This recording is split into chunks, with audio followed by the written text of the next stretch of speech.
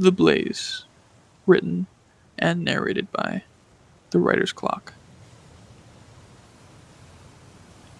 The seas did speak to Walter, yet its ominous tune fell on reluctant ears. An ice-cold fear of those salty waves crept up his spine as the fog snaked across the shore. That invisible frost lent the old man some ease. It's merely the cold, he whispered, shivering. Nothing more. His gaze briefly lingered on the cracked white brick of the lighthouse, but he quickly got back to work. Yet, even as he reassured himself, he made no attempt to look upon the incoming tide. A deep gray settled over his abode, a thick blanket of lethargy that ascended even up to the peak of the foreboding ivory tower. Accursed thing, the keeper muttered, his voice snatched away by the waves, as if they were starved. He spoke no louder than a whisper. The fear of those waves listening, however improbable, had a looming presence in his mind. Thus, he toiled in the midday fog, careful not to peek at the waves as they crashed, the heavy crests leaving foam on that dreary shore. A rotten stench rose on the new-found breeze. The old man's lips trembled as he looked upon the overcast sky. A storm fast approached from the east. With it, the dreaded night. A worrisome amount of gulls flew overhead, their cries of delight disconcerting as they dove into the dark depths.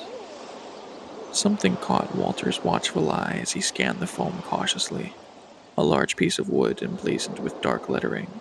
His face wrought with fear, Walter rushed inside. Hours passed as he sat in silence, shivering despite a smoldering fire in front of him. He poked at it restlessly as his teeth chattered. Every creak that shattered the silence earned a quick survey of the small room he was sequestered in. A suffocating anxiety plagued Walter. It was made much worse by the sudden crack of lightning. That awful feeling persisted and hung in the air as the last needles of sunlight were swallowed by the sea. With a shaky breath, he drummed his fingers on his wooden chair, mulling over his yet-to-be-had arduous journey. Chest rising and falling rapidly, he muttered, 47 steps. The second and 37th squeak. Must make a sound. He repeated his nightly mantra until the words were seared upon memory. The fear somewhat abated by the cauterization of that chant. He stood, eyes hardened and knuckles white. With a gaunt face, he snatched a coat and made his way out the door. Quick steps were drowned out by the immense downpour. Scurrying towards that formidable structure, he pulled the cloak tighter to shield himself from the chill. A flash of lightning illuminated the waves as Walter made haste, barely containing a cry of fear. He sprinted as fast as his knobbly knees could carry him. Throwing open a slippery old door, he bolted inside as if the eyes of the sea were focused on the pathetic man.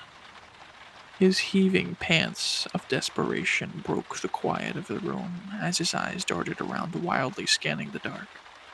Not nearly satisfied that he was alone, but with little time to waste, he began his careful, tedious ascent. 47 steps. The second and 37th squeak. Complete and utter darkness wrapped around him as he tentatively touched his gnarled old boot on the first step. What? He said so inaudibly.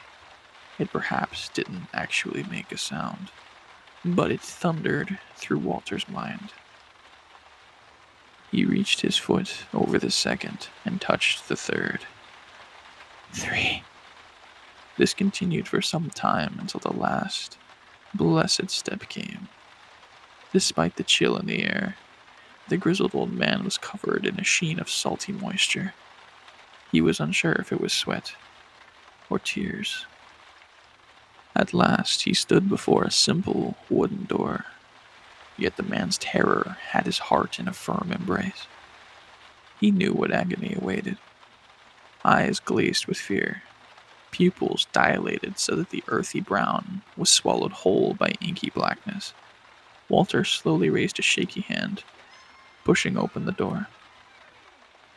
Pale tapestries of moonlight danced around him, reflecting off of the glass of the lighthouse. An eerie silence descended, prevailing over the relentless storm. Fumbling in his trousers, he pulled a matchbook free. Hands quivering, he held them with a terrible fear, as if striking them were an evil deed. Holding one aloft, he brought it down with a whimper.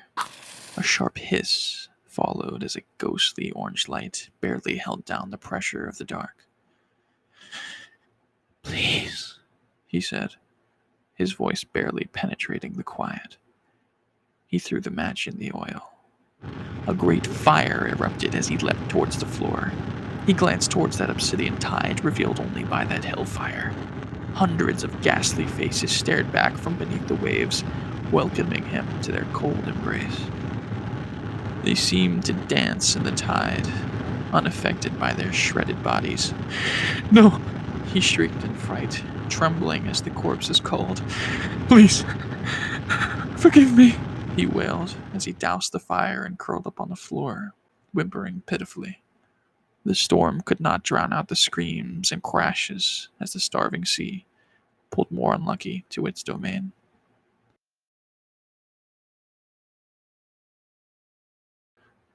Thank you for watching. If you would like to support me in any way, feel free to subscribe and share my channel around.